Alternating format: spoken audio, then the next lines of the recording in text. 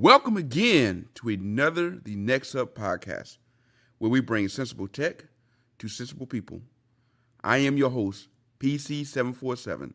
Today, we're going to look at some of the latest info to be released about the upcoming Pixel 4. Do these new regulations change my opinion about Google's hardware? For you cord cutters out there, we got to talk about the new ATT now, and particularly, in regards to football season. And for my serious topic for today, we're going to take a look at how technology is kind of taking over and how it's going to look for your local neighborhood stores. Again, I'm your host, PC747.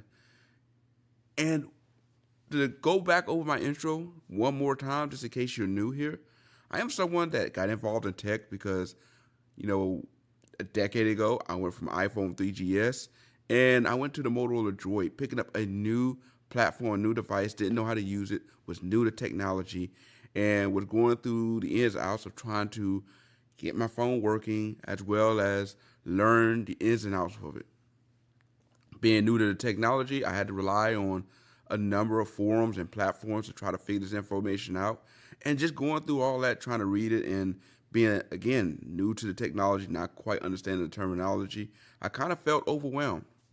But over the years, as I began to learn more about it, help people with it, I always said that if I ever figure this thing out, I would like to have a platform where I can just take the info I learned and break it down so that really, if you're new to tech, you can pick it up and figure it out. And this is why the neXup exists.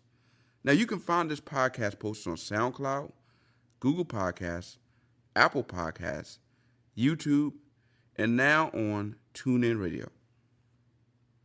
Basically, people want to learn about tech, but sometimes feel ostracized because they do not know certain terms and trends. My goal?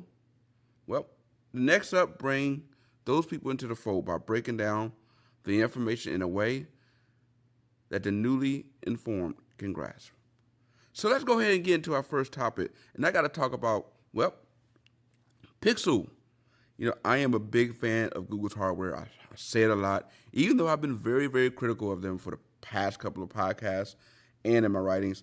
I do have a soft spot for them. So anytime we get the latest Google phone news, I'm going to talk about it. And we got more of what to expect when we get the latest Google Pixel 4. So, we got a chance to see a picture as it was leaked out this week showing a technology that's going to be embedded in the bezel that's going to be in a Pixel 4.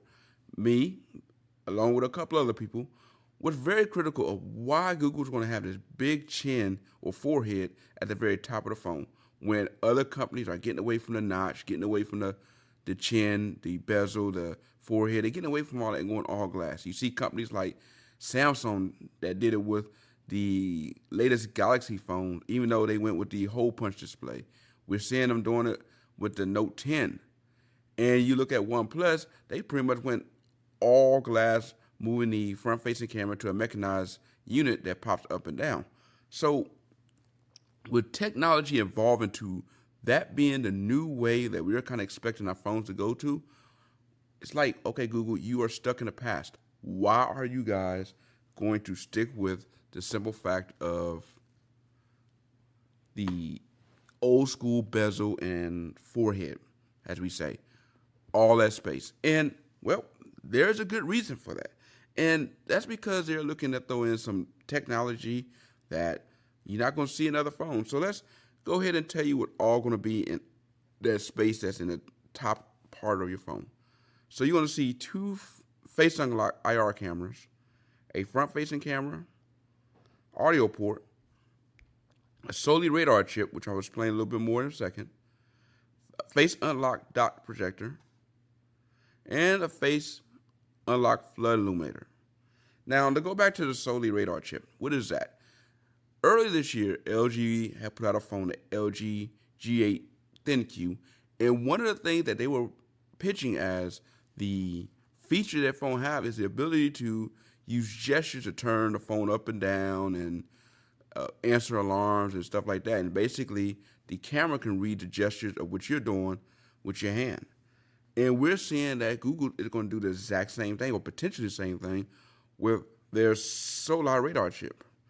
Now, the question has to be, will they be able to do this better than what LG did? Because people were critical of the fact that LG put that out there and it didn't work as well as LG had hoped.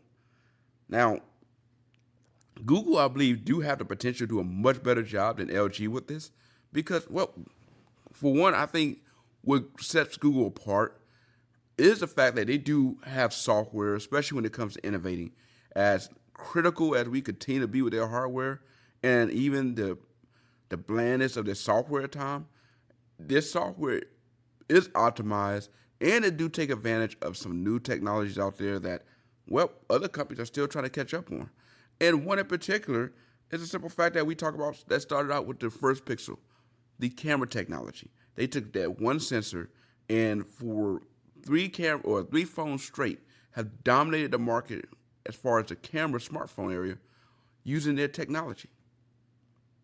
Mainly software, taking machine learning and able to take an image and process it in a way that makes it better than any other smartphone camera on the market.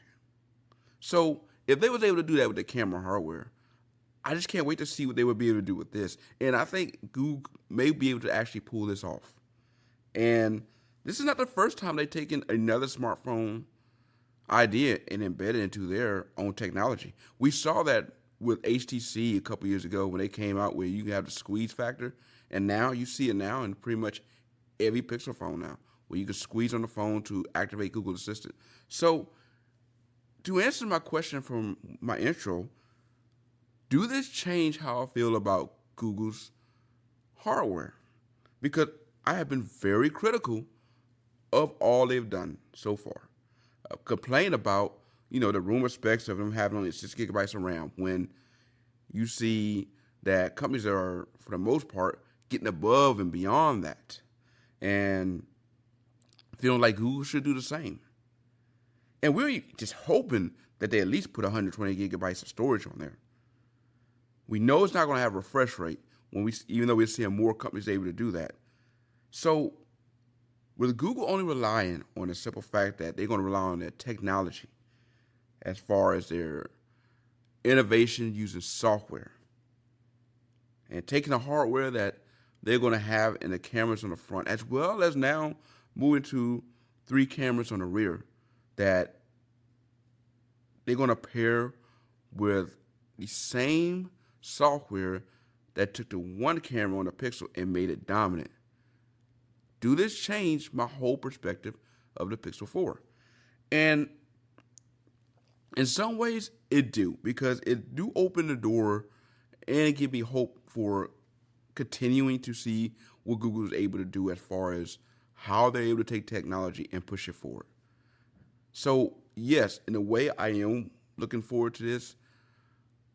But also, I have to be honest, I still really wish they would put the hardware in there to make it kind of look the part as well. Why? Well, because if we get this Pixel 4 and it have all this technology in there, and let's just say for the simple fact, the solar thing do work. It works as intended.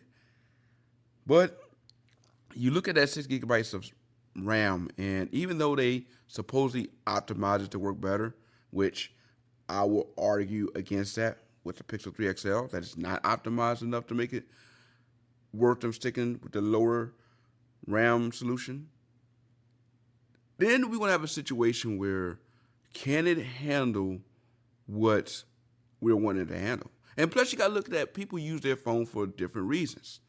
Not everyone want to use their phone for the same. Some people do use it mainly for business. Some people do use it for just calls and texts. But some people may want to play games on it. And we are getting to that area now where we're using our phones for pretty much everything. So when you have the competition out there, putting out refresh rates, packing it with the RAM, packing it with the storage, if you're going to be on that level, people are going to want you to kind of look the part and do the same thing. And allow the other technologies that you're putting in, the cameras, the IR sensors, the solar radar chips, just all that stuff that you're putting in your cameras to set it apart, to be the thing that put it over the top. and not say that, well, we believe this is what is going to make it on par with the competition, despite us choosing to use a lower RAM choice. Now, I could get this phone, and Google can finally figure out what they did wrong with the Pixel 3 XL, optimize it to the point where this phone actually runs smoother than any other phone out there. They really could. And if they do that, I will gladly eat my words for this. But if they don't, if we get the latest Pixel and it end up being similar to what we expect, where it's like the Pixel 3 XL, where, yeah, it's just missing so much to make it a flagship.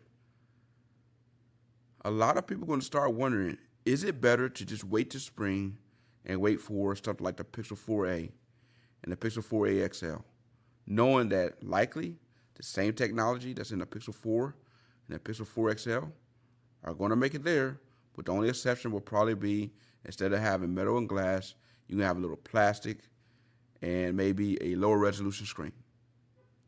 And if that's the case, I know I may start looking at that and say, okay, I may get the latest powered phone, whether it be the OnePlus or the Galaxy, and maybe pick up something like that just for a project or just to play around with for that. And then even for those who may say, look, I don't have the money to be buying multiple phones.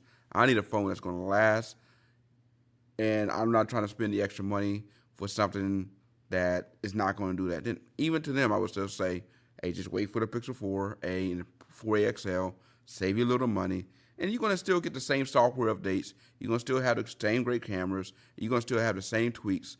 And at the same time, you put a little extra money in your pocket. And you know when it comes to Google phones, it's going to last 2 to 3 years, because I give Google credit to that in the fact that they will continue to update it. It will continue to provide security updates timely, in a timely manner, as well as continue to make sure they support their phones. So let's go ahead and move on to the next talk, and that's going to be about the Note. Now, I'm going to save a lot of Samsung talk for next week, because next week on the neXup podcast will be Samsung week.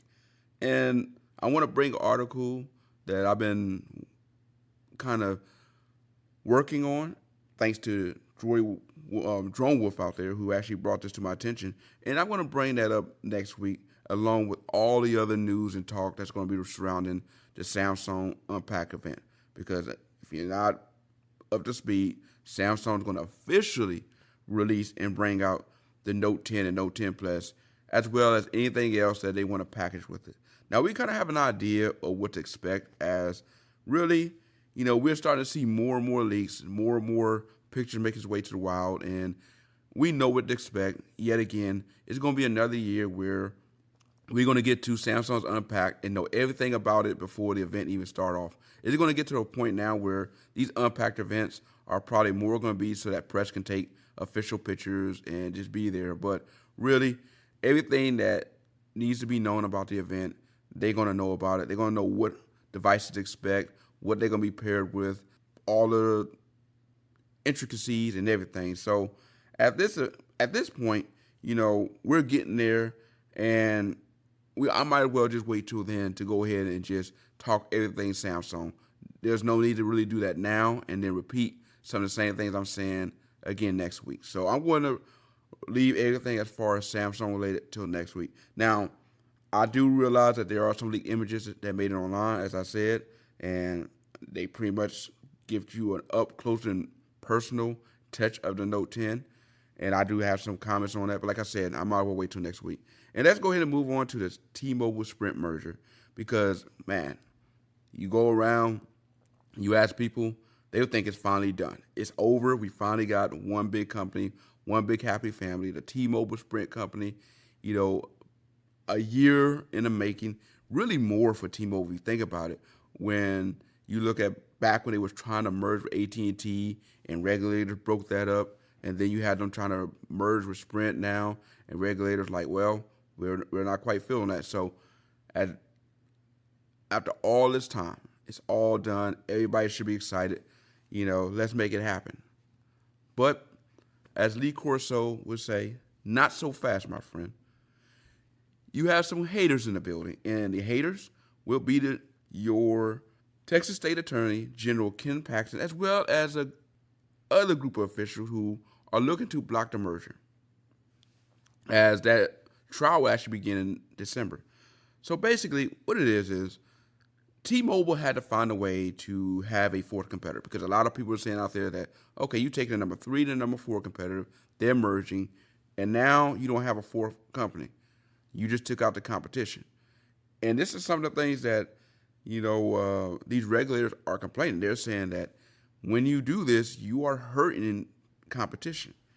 And particularly the Texas General Attorney or Attorney General Ken Paxton is saying that, this is hurting Texas. And there are a lot of people who, when this happened, they're going to lose out on another carrier and lose out on the competition. And we have to ask the question, is this a legit complaint? Or are these politicians complaining because their pockets not getting fatter and their palms are not getting greased? And we have to ask those questions because me personally, after reading through it, I almost got to call shenanigans on this. And this is why. First of all, those of you who've been to Texas, if you live outside of the big cities, you're not relying on T-Mobile and Sprint anyway. Why? Because most of you can't get service out there at all. So to complain and say that, oh man, if we were to allow T-Mobile and Sprint to merge, it's going to hurt some of these, some of our constituents, who rely on their service. Well, some of your constituents are not able to use their service because, quite frankly, their service sucks in those areas. So they have to rely on someone else like a Verizon, AT&T anyway. So let's go ahead and take that out of the fold. And let's just say for those customers that do live in the metro area, all right, for those that, again, trying to save money, they're not going to T-Mobile and Sprint. They're going to somewhere else. They're going to Metro PCS. They're going to Boost Mobile, Cricket, or some of those other non-contract carriers. So they're all right. In fact, the simple fact that one of the solutions to make the merger happen was to pretty much form a fourth company, which basically all they did was took the Boost, Virgin, and the non-contract carriers that Sprint and T-Mobile had and gave it to Dish so they can form another competitive network. Okay, you pretty much got a network that is made for the customer that's wanting a smaller carrier or a cheaper brand, and you were going to get that. So for me to read this and hear that, politicians are, quote, concerned about their constituents, again, I don't see where you're forming this. Now, one area I may agree with if you're worried about the jobs, if you feel like, okay, if you allow T-Mobile and Sprint to merge, you have a potential where, just like with any company that merged, they're not going to want to keep two of the same thing. Especially if you in these areas like in a mall where you got a T-Mobile store and a Sprint store, they're not going to keep them both open. Somebody is going to get, some stores are going to get closed, and there are going to be some jobs that are going to be lost as a result of it. So if that is the issue you want to bring, I can see that, but I also have an argument to that as well, for the simple fact that basically they said Dish is going to pick up some of those stores anyway.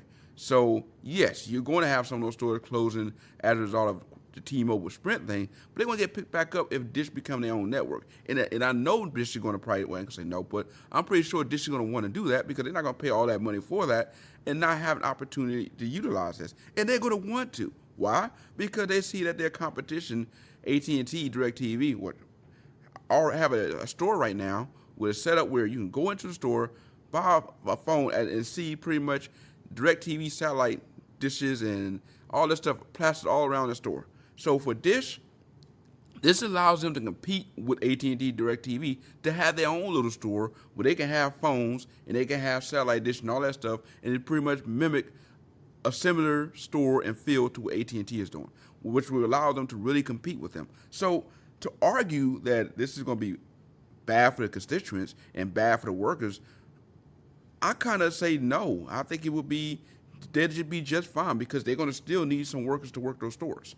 And a lot of the people that may be a victim of not being a part of the AT&T T-Mobile merger and get canned on the street may find themselves be able to pretty much walk right into the same building and just have a different name tag on and work for Dish or for Dish's network.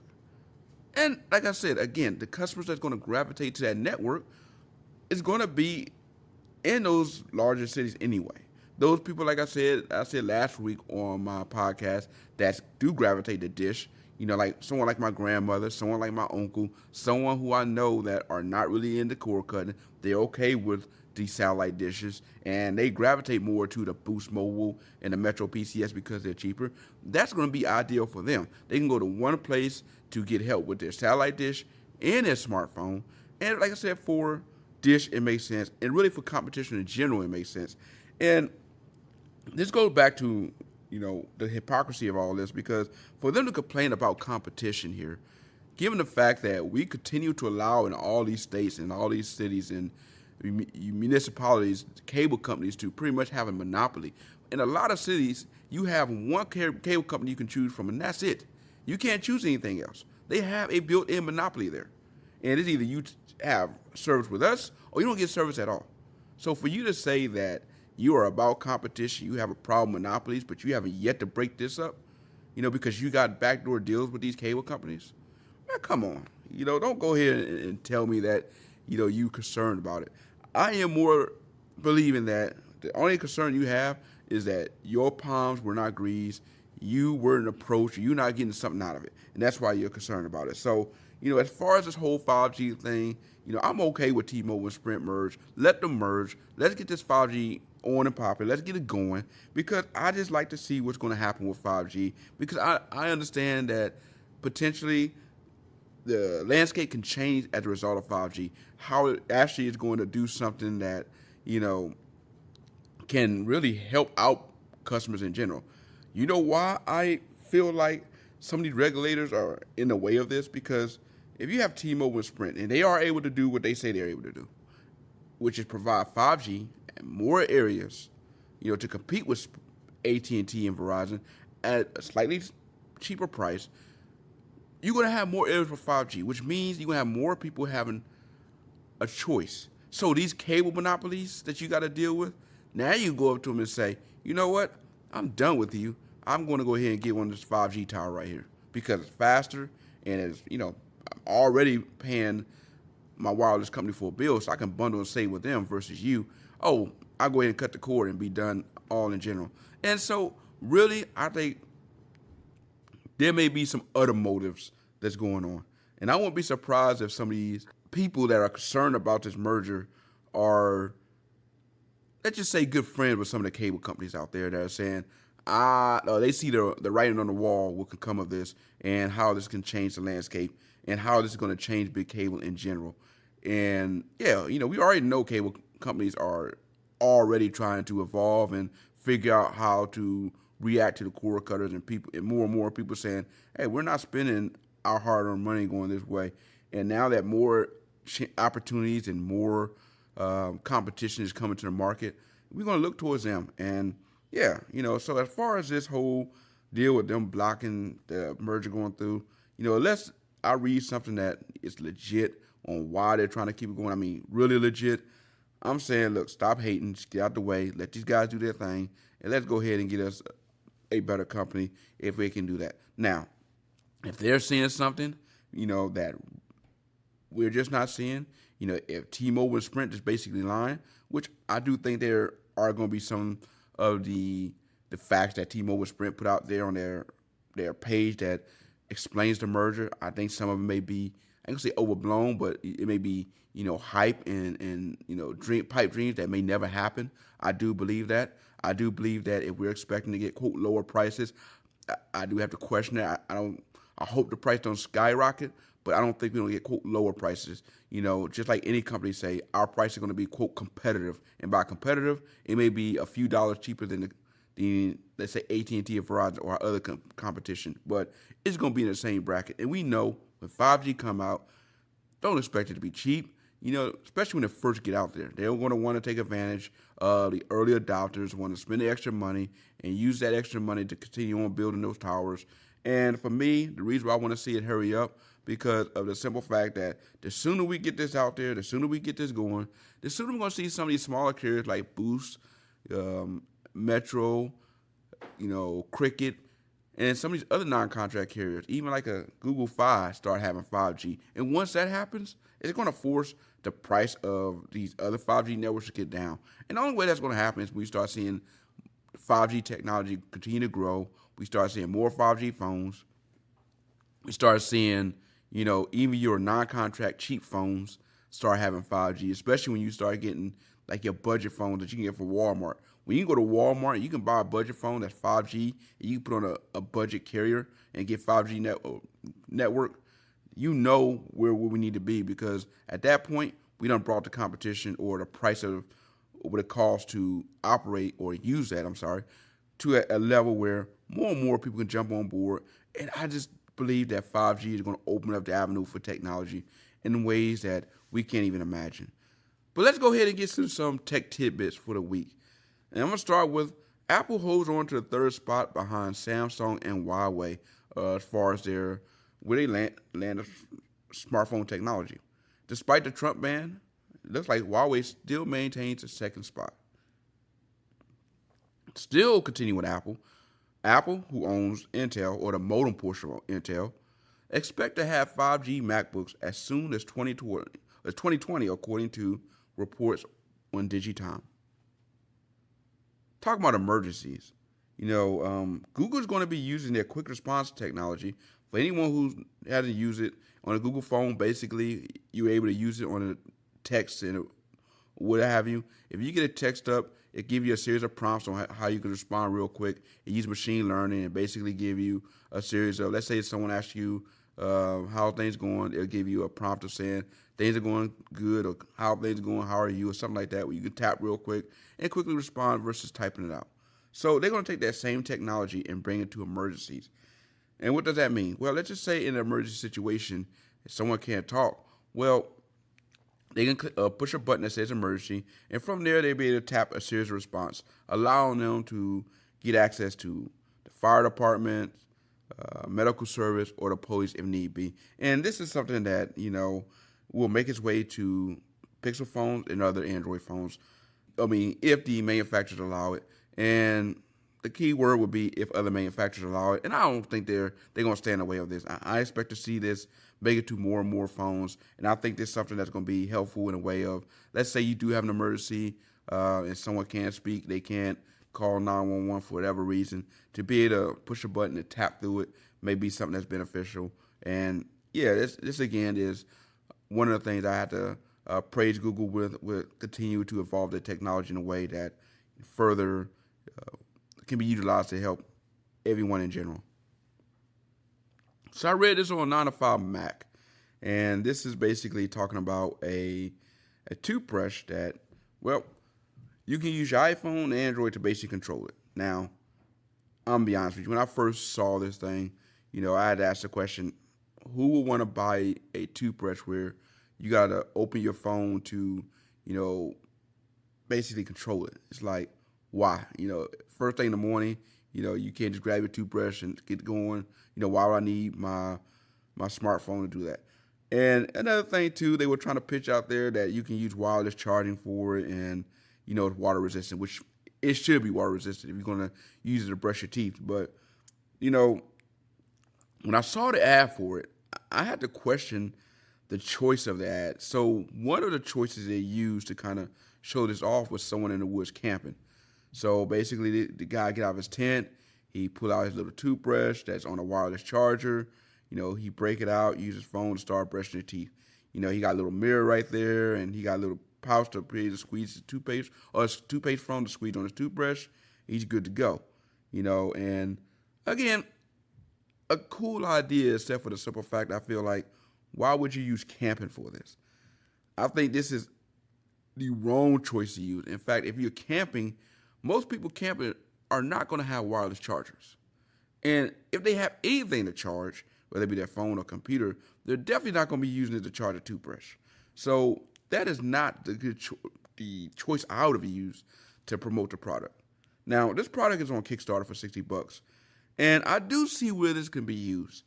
I feel like if they want to sell this, the ideal group they may want to sell this or pitch this to are be people like pilots, flight attendants, or businessmen or women who's constantly traveling, people who are always on the road, always on the go. If they can put the technology in this where, it's not going to be a problem for getting through TSA, I can see this being ideal for them. And this is why, because again, when you go through TSA lines, you always got to throw away, certain items. And if you're someone who travel a lot, you're going to get tired of having to get the hotel toothbrush, toothpaste, and all that stuff, which, they are a lot of times are complimentary. There have been times when I went to a hotel and they were like, well, we don't have any more. So you had to go down the street and get a toothbrush, toothpaste, whatever. So, yeah, to have this on the go, especially, say, if you're a pilot, someone who always traveling, you're going from city to city, at the moment's notice, you can had to pick up a trip and grab your bag and go.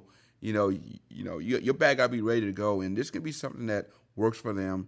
And I think, like I said, for them, I can see them saying, okay, I will pick this up. To be the charges on their wireless charging, staying at night or something like that.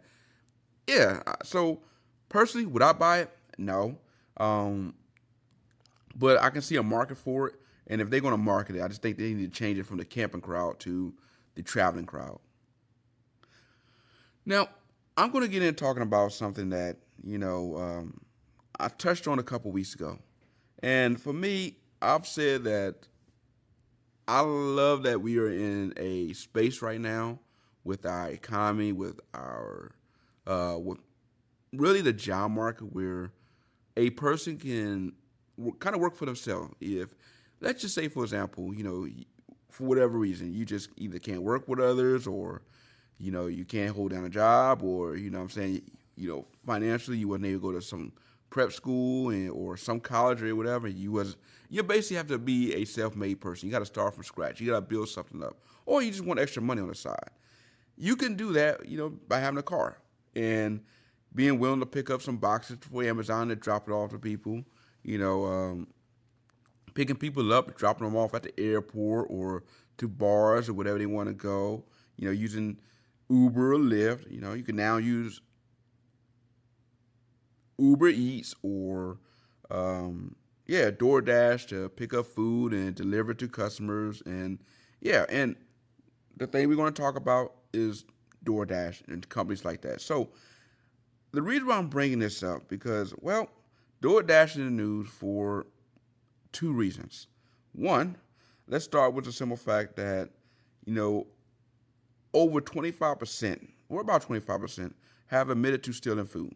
Or, as I would say, skimming off the top of your fries or picking toppings off your pizza or whatever and just eating it. And, me personally, I would have a problem with that for the simple fact, one, you're stealing from the customer, and two, the sanitation, you're putting your hand in someone else's food. So, and if 25% of people admitted to it, you have to wonder how large is that number actually?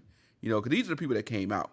This is not the people who may not say anything about it at all. And we've seen videos of people putting it on YouTube or social media saying what they've done to other people's food. And this actually causes concern from people because, again, sanitation is the big concern. It's like, all right, so I trusted you to pick this food up, and now I don't know if the food I'm getting from the place I bought it from is really going to be safe for me to eat because, you may have put your hands in it.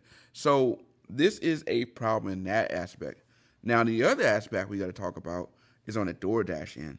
Now, let's just say you actually have someone who are honest. They're not doing it. They're not putting their hands in your food. They do their best to actually get your food to you hot. And, you say, all right, man, you did a good job. I appreciate what you did. I know your standard tip on the app is like, what, $5 or $10, whatever. I'm going to throw a little extra in there, man. I appreciate what you did. Well, this is where DoorDash is now having to deal with a class action lawsuit because, they've been skimming off the top of those tips. So in that example, when I got this from where I was reading on, I believe it was Engadget when they were talking about it. Let's say, for example, you only tip $1. Well, DoorDash try to make it up to their workers by throwing the extra $7 in there to make sure, at minimum, they always get $8 worth of tips. But let's just say, again, in that scenario, you decide to give them $20, $30. especially if you have like a big group delivery. You deliver to your job and like for like a pizza party or something like that. You like, all right, look, man, this guy just delivered like 20 pieces, man. Let's go ahead and throw him 40 or $50 for it. And hook him up. Well, in that scenario, after the $7, what DoorDash would take every other bit of money you have left and treat it like, well, I'm gonna add it to their income. And what I mean by that, well, so let's just say they make $20 an hour. Well, let's say $20 an hour. All right, so they would normally make their regular $20 an hour plus their tips. $20 from DoorDash and whatever $8 or $10 tip that you give them. Well, it's $7 from this scenario, $7 $8 tip from them. They'll pretty much get $28 an hour. Well, if you decide to bump that tip up to $20, you would think, okay, for that particular hour, you would have made $48 for the hour, but that's not the case. So for every extra that you put in there, all DoorDash is doing is treating it like, well, instead of it coming out of our pocket to give them $28 an hour, we're going to take the extra money from you and just, basically take some of that extra money that we would have paid them and keep it in our pocket. So it stays at $28 an hour. Basically, they're stealing tips from the people out there delivering. And I could see where, people out there working hard and trying to go above and beyond would have a problem with that, and rightfully so. If you're doing the extra, you're going out there, you're buying the bags to keep the food hot and, to keep the drinks cold. Because I've seen on YouTube where people put that out there and saying, look, if you really want to make an impression, if you really want to stand apart, this is the things you need to do to really win customers over, to get more tips.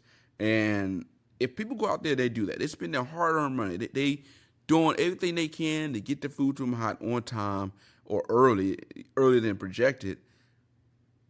I feel like you're not getting, you're punishing them. You're not allowing them to earn those extra tips. You're taking it from them. So you're pretty much keeping them on the same level as the guy that decides to show up late and, the bag is pretty much, crumpled up and the food is cold, the drink is hot, everything's melted. You're pretty much keeping them on the same level. And yeah, you, for one, hurt your own product because you're watering it down. You're not allowing the people that are excelling to continue to excel and continue to earn more customers, while those that suck at it, are continue to get bad ratings and plummet down. You really are discouraging people from being able to do more with going above and beyond. And yeah, this proves a problem, because if the workers or those that's doing that feel like, man, look, I'm getting cheated, and they feel like they need to vent or show their frustrations, well, the people that's going to suffer from that are the customers who actually buying the food. And this is where we at with this whole skimming off the top from them, and them obviously putting their food in or their hands in your food. And we really need a solution to this. And here are some of the solutions I have. So on the store end, where you buy, which the problem with this, I feel like, is when you do introduce this, I feel like the store is going to pass those costs on to us. But I guess we have no choice. But wherever you buy your food, they need to put in some type of seal bag, where it's, sealed to a way where the only way you can open it is like with a razor or something. And the reason why, because, that way when you get it if you see the bag, there's no holes, there's no puncturing, it's sealed, the way you got it came from the store. That means if something happened to that food, you're not blaming the person from DoorDash, you literally blaming the store from that. So yeah, make sure it's sealed up and going out that way, which I'm starting to see now. More and more stores are doing that now. They're starting to put them in closed bags and sealing it up to make sure that the person when they get that food is getting it the way it's supposed to be. So that's the first thing. As far as you as a customer dealing with the person that's delivering food, since you can't trust something like a DoorDash right now until this get resolved, one way that you can kind of fix it is this. Instead of paying extra through the DoorDash app, if you have a relationship with the person delivering the food, especially if you choose the same person, if you can, who's like, man, look, this is the guy I want. This is the guy who goes above and beyond. He's going out there to make sure I get my food hot, my drinks cold. He's doing what he need to do. But that person said, okay, look, what's your Cash App information? If it's allowed, I wouldn't believe it shouldn't be. But instead of me giving you extra tip through DoorDash and have it, stolen by your company, I'd rather just give it to you straight through Cash App. That way, we make sure you getting your money. And that way, the person actually feel like he's appreciated or she appreciated, and they want to continue on doing what they're doing. Because, I feel like, again, the potential with Uber Eats and DoorDash, what it's doing to open up the landscape in general too. Like I said, more and more people who may want to do something beyond just a 9-to-5 job, who want to have their own business or want to work for themselves, who want to get by on the harder I work, the better I perform, the more potential I have to earn. And yes, I like that. And plus, it opens the door up for everyone in general. We don't have to rely on the same stores for food, especially if you having to go out to eat. You may have one of those days you forgot your lunch or something happened, and you're like, look, I'm not trying to eat pizza again. I'm kind of sick of the same fast food joints. I like to be able to expand my horizon. What else do I have to choose from? And these places like Uber Eats and DoorDash open that up, and that's why for me, I hope that we can get this fixed and can keep this going. But let's go on to my next topic, and that's dealing with AT&T now. So what I was kind of doing in this, before I started the show, I was actually trying to get a hold of them and talk to them because, well, as you heard, DirecTV now has become AT&T now. And the big thing that I'm interested in is NFL Sunday Ticket. I'm a big football fan. I'm going to watch my 49ers. And the big thing that DirecTV still have right now is they have exclusive access to Sunday Ticket. Well, Verizon have their own version, but if you don't have Verizon, if you want to get Sunday Ticket, they don't only show in town. And my question was, now that we're getting to the point where cord cutters are basically saying, look, we're cutting the cord, we're throwing away the dishes, we're going to basically a way where we want to choose what we want. Do you have something for us? And at first when I talked to a rep, they made it seem like, yes, there was a way you can do that. So in fact, I have the snippet of the advertisement, and I sent it to the reps. And I said, look, you got it right here where it said I can sign up for DirecTV now, and I can use DirecTV now to get NFL Sunday Ticket. And I was told by the rep at first that, yes, that's something you can do. So I went and signed up for it, got everything set, ready to go. And they told me, okay, we're going to send you an email to resolve the issue, because right now their workaround for it is you click on NFLSundayTicket.tv link, and when you go there, obviously your address is not going to show it, or at least mine didn't, not going to show it eligible. So what we're going to have to do is we'll take your information, we'll go in the back, and or our supervisor will have to, backdoor, as they say, or override it to make sure you'll be able to get in and be able to pay for it. So they said you should get an email in about, 30 minutes to an hour. So, I wait about 30 minutes. I know how to get my email. So I get to another rep, say, look, there's two reasons why I'm looking into this. One, obviously for myself, and two, I obviously want to write an article on this. I know a lot of football fans like myself who may want to get in, jump onto Sunday Ticket. They want to know a way to do that without jumping on a DirecTV bandwagon as far as having a satellite dish, especially in an area that they can't have a satellite dish, whether it be their apartment complex or their house, whatever. They can't have the dish out there. They want another way to get it. Your rep before me said that you can do that. How can we make this happen? And this person said, well, let me look into it. And after looking further into it, they basically said, well, okay, the rep told you wrong. Basically, if you don't have DirecTV, it still stays the way it has always been.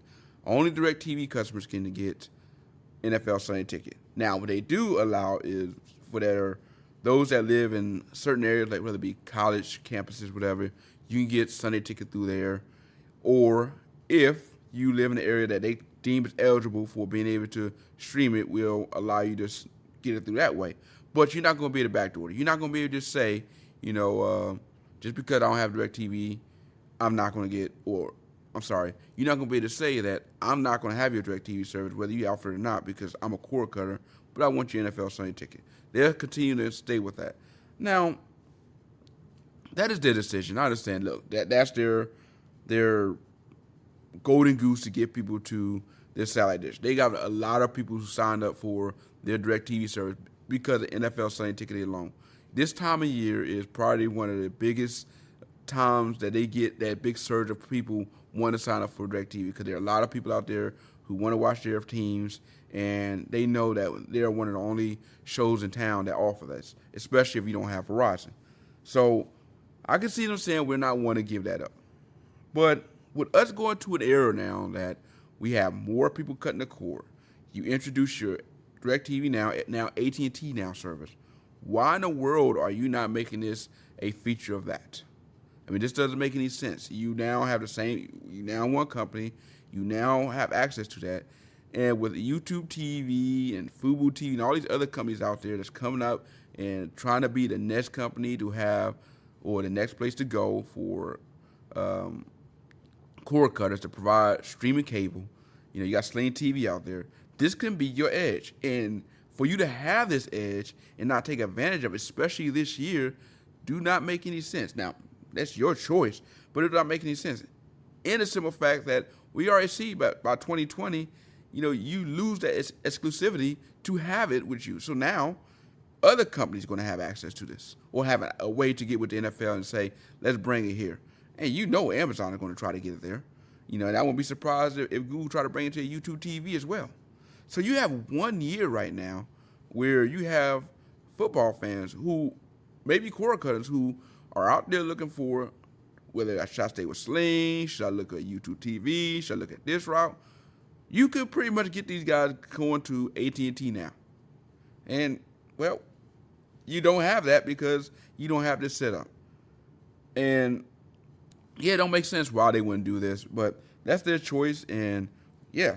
So I was hoping when I started this podcast, when I was doing the research, that I would have a solution for you guys on how to stream your favorite NFL teams the right way through means of Sunday Ticket. But unfortunately, that's not going to be the case today. So let's go on to my final topic, and that's pretty much talking about, well, the big topic for this week. And it's talking about how we're seeing technology change the landscape of our network stores. And this was motivated by, I went to Walmart, our local Walmart that I go to is going through some renovations right now. They're pretty much almost done.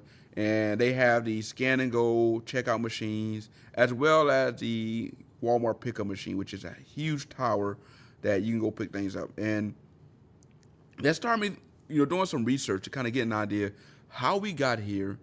And I'm going to go over that, as well as where we going with this and how it affects people. So how did we get this? Well, first of all, the idea of having a first true checkout line, that didn't start until 1916, because at first, the way people used to buy things, they would take their list, go to the cashier worker, hand them their list, and she would go to all these, to the back of the store or whatever, pick up the meat, pick up whatever you need while you stay in line and bring it to you. That was how it would work. She'd bring it to you and she'd ring it out. But in 1916 in Memphis, Tennessee, Piggly Wiggly introduced a way where, hey, look, you go pick a basket, or you pick whatever, you go out there, you pick whatever you want, and you bring it to the cashier and cash it out. And that was the first true checkout line. And after that, we started to see it continue to evolve where we at now. As far as what we see the self-checkout machine, well, when I did some research on that, I actually had some conflicting results. Now, if I go to Wikipedia, it says David Humble was the person who invented the machine.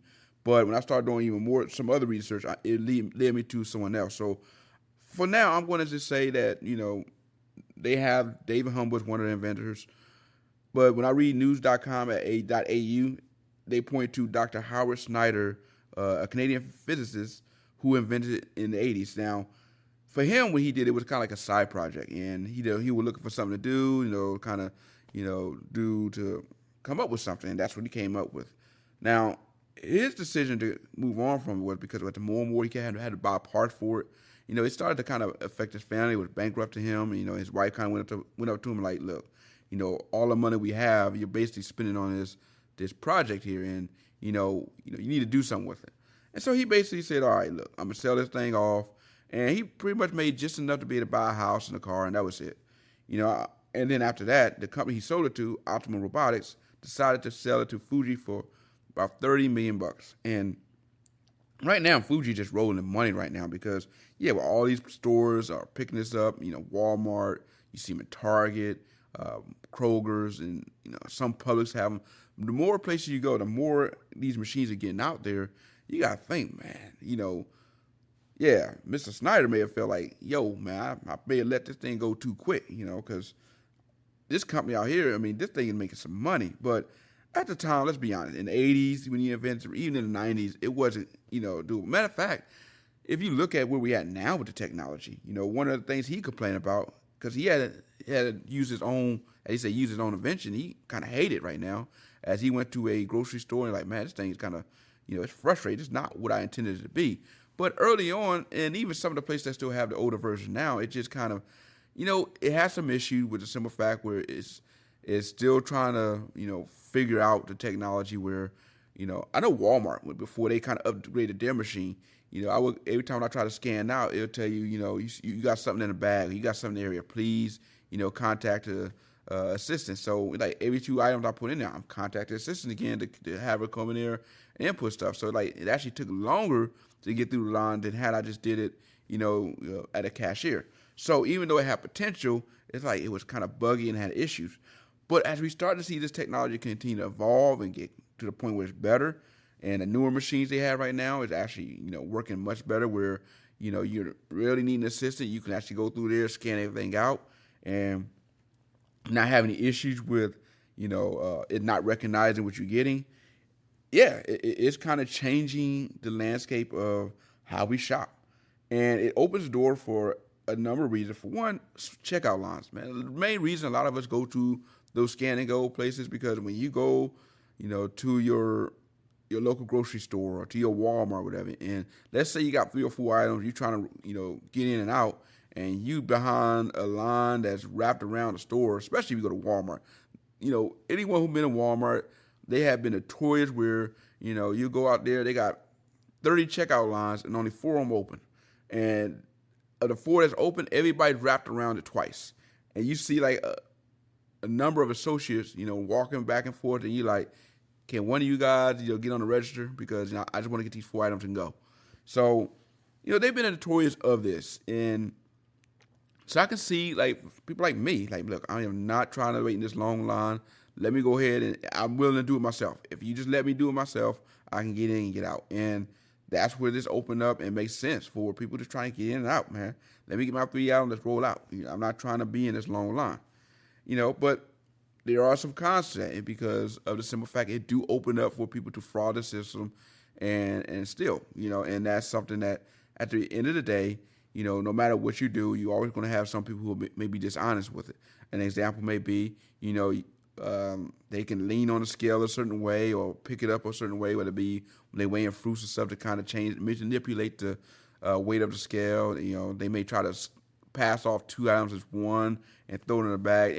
A number of things they may try to do to try to, get over on the system. And unfortunately, you're going to have people doing that. And the only way they can kind of, resolve that on their end is maybe have an associate that's in the middle that's watching and go from there. But at the end of the day, those tools do open up areas of, opportunity and making things kind of better for customers. Especially the quick pickup. I was seeing that YouTube video showing how that worked, and I thought it was kind of unique, and I could see where it has some potential. So, with a quick pickup thing with Walmart is you can go on your phone, you can order something, you click a button, whatever, and once you go to a quick pickup thing, you scan your barcode, and in an instant, it's right there ready for you to pick your item up and go. And where this is, I can see it's very useful is for those that's always on the go. Let's say you got a something you need to pick up, whether it be like a laptop case or the kids need some poster board, or now is kind of a good time which may be useful. If you don't have time to go to Amazon, wait for them to send you school supplies. So you got this list of school supplies from your kids. You got to pick up some stuff for school tomorrow, and you got to list at the last minute. So now you got to go to Walmart at the last minute. And you like, I am not feeling like getting in that line and waiting behind all those folks all trying to get school supplies. Not today. I got to work tomorrow. I'm not feeling it. there got to be a better way. Well, there is. You better go into the app, pick up all the stuff that is on that list, click on each one of it, and then while you're driving there, an associate is grabbing your stuff, probably putting it all together. Then once you get there, you scan that barcode, you can grab your stuff and go. Like literally, you can literally, now you got to park the car. You can probably just pull up to the curb, tell your kid, hey, take your smartphone, scan that barcode, go to the pickup line, grab it, get back in the car. We heading back to the house. I mean, quick pickup, and it makes sense. I can understand why this works, and I'm loving the fact that we're taking innovation and using it in a way that is going to continue to help allow us to continue to get through our lives, especially the more busier and busier we continue to get. And for Amazon or Walmart, it allows them to compete with Amazon. Now, personally, I wouldn't use this for food, for the simple fact that when it comes to stuff like fruit, vegetables, and even canned items, I want to go out there and take a look at what I'm getting. Like one person said when we were first talking about it, when you trust an associate to go get it, they're not going to go to the back and grab the milk in the back. They're going to grab the first thing they see.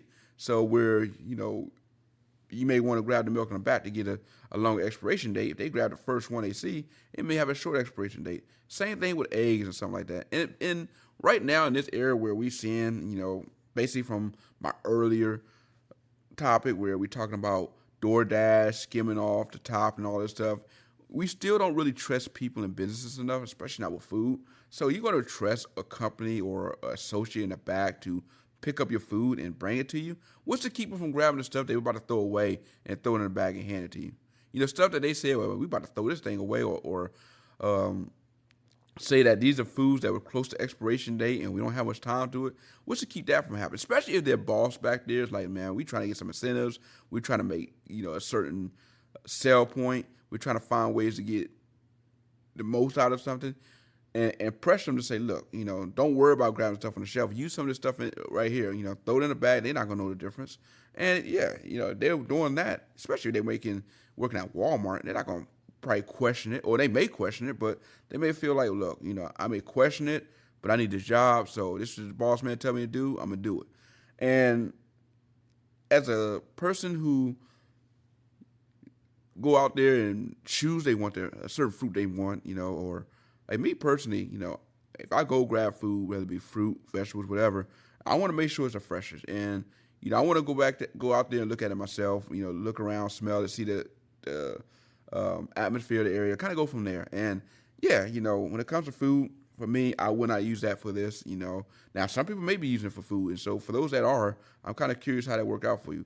But me, I wouldn't use it. It may be for something that's like box goods that I'm not really concerned about, something like maybe if you get like a box of cake mix or something like that, maybe. But even then, I'm still a little bit concerned, because, again, I want to look at the expiration date. I want to make sure it's not moldy. I want to make sure it wasn't something that was on a ground that, got kicked underneath the shelf somewhere, that some worker swept from under there that's probably been there for a year or two. That, oh, man, this was on the ground. Let me find some place to go with it. Oh, I could throw it in the trash, or I can put it in this guy's bag who decided to do it on pickup. I'm going to put it in this guy's bag. So, yeah, for me, I wouldn't use it for food. But for like the other thing that you go to Walmart for, like I said, cleaning supplies, quick items, toothbrush, toothpaste, deodorant, stuff like that, yeah, I can see that jumping on that. And that's a great use for that. Now, this is changing the landscape and how we shop. And it do ask the question of how it affects jobs. Because, yeah, when you open this avenue of technology up to where we are at now, it do change the landscape. Because now that we going to scan and go, we're not going to the cashier anymore. And if we're not going to the cashier, we don't need any more cashiers, or not that many. Where before you may have had a store full of cashiers, you don't need that. You just need maybe one or two people to stand in that little corner and make sure that the 5 or 6 people that are buying out of these quick checkout lines are not stealing, or if they have a problem with something, you can walk over there real quick and push a button.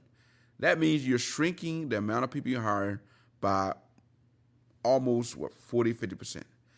Where you have like a store full of 10 cashiers, you can just have 2 people sit there and get by, and that's good enough.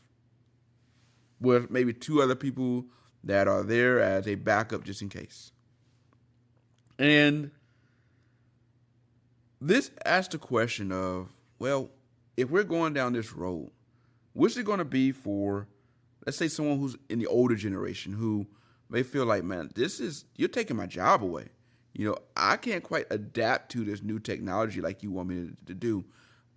I'm still struggling with learning how to use my phone, how to use computers. I'm not good with it. And you're taking away this job that I have. And yeah, where I'm supposed to go. How am I supposed to get beyond this? And I understand that argument. But it do open a door for other industries because, yeah, you may not have as many cashiers, but someone got to maintain those machines. Because when you have a store full of machines and one or two of them break down, well, it starts to, be a cog in the wheel and slow everything up, causing a bottleneck. Somebody got to fix it.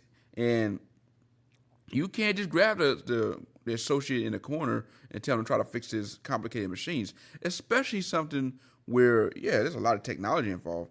And if you're one of these companies that said, look, I gave you this machine, but you open this up, you void your warranty. These stores are not going to void that, especially with a associate that may be paying $9, $10 an hour for it and having to open that machine up to try to fix it.